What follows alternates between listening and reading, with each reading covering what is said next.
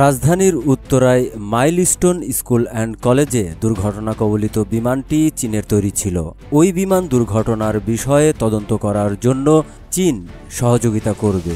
দুর্ঘটনার কারণ উদ্ঘাটনে চীনের টেকনিশিয়ান ও বিশেষজ্ঞরা বাংলাদেশকে সহায়তা করবে।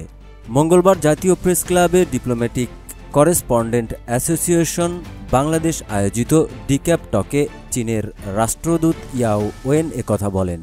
তিনি বলেন, বিমান দুর্ঘটনার তদন্তে চীন সর্বতোভাবে সহায়তা করবে। চীন মনে করে এই দুর্ঘটনার সামগ্রিক ও নিরপেক্ষ তদন্ত হওয়া দরকার।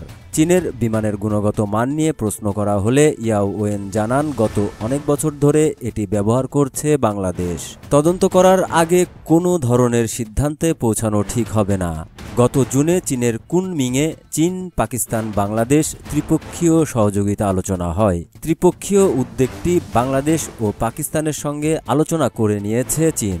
এর উদ্দেশ্য হল এই তিনটি দেশের মধ্যে সহযোগিতার বিষয়ে আলোচনা করা, যাতে দক্ষিণ এশিয়ায় আঞ্চলিক সহযোগিতা বৃদ্ধি পায়। তিন দেশের বৈঠক সফল হয়েছে জানিয়ে রাষ্ট্রদূত বলেন, জ্যেষ্ঠ কর্মকর্তাদের ওই বৈঠকে 4টি বিষয়ে সমঝোতা হয়েছে। প্রথমটি হল ত্রিপক্ষীয় সহযোগিতার নীতি কি হবে। নীতিগুলো হল সুপ্রতিবেশী সুলভ মনোভাব এবং বন্ধুত্ব, সমতা ও পারস্পরিক বিশ্বাস।